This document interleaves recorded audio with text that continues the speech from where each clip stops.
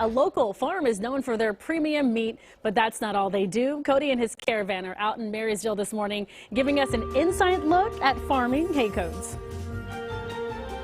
Good morning to you. Good morning to you. We got Rhonda here with Yuba River Ranch. So when I found out you were doing wagyu beef, I was like, wow, I didn't realize anybody around here did this, and that's because you're the only one around here that does this, really. In this part of California, yeah. We are the largest wagyu breeder in California, registered wagyu cattle, black wagyu cattle. Yeah. So, okay, so you've got the largest. So tell them how large that is. Give them an idea of how specialized this is. It's 80 registered cows, and we're registered in the United States and in Australia. See, that's wild. 80 is the largest. That's how special. Small. It's very small, yeah, but there are very few of these cattle in the United States. Okay, so what makes these cows different than, let's say, Angus? They're world renowned for their high marbling, tenderness, and flavor. Okay. And they are delicious. They really are. It is such a difference, such a difference. So how did you get into this? So about 10 years ago, we've always had cattle, beef cattle, and my dad told me that we needed to figure out a way to capitalize, make a little more money with the cattle that we had. So I asked him about these wagyu cattle, and he told me if I brought them home that he would probably write me out of the will because they are not the most attractive cattle on the planet. So I bought two, brought them home, and we started breeding heifers with that first bull.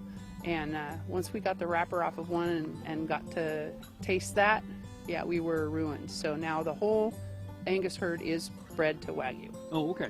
Now, when you say wagyu, people at home are like, okay, what's the difference between that and Kobe beef? Right. It's really the same thing, it's just where they come from. It is. It's the same breed of cattle, but to be called Kobe beef, it has to be produced in the Kobe prefecture in Japan. And so there's a lot of misinformation out about the breed. You'll go to Costco or like Nugget Market, and you'll see American Wagyu on the shelf there. That is an Angus Wagyu cross. Those are 50%. So the American version is a little different. Right. So if it's labeled as American Wagyu, you can expect that. But with that said, there are a lot of people that don't believe that there are full-blood Wagyu cattle in the United States, and there are. Yeah. Last I read, two right there. There's two right there. Last I read, there were about 5,000 full-blood cattle in the United States. Get out.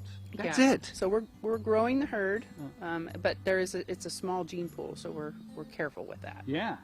This is so interesting. So interesting. Thanks for having me Absolutely. out. Okay, so we're going to get to know them and talk some more about why they're so special, and then we're going to try some later on. I'm very excited about this because it took me 50 years to try for the first time, and then I was like, oh, I get it.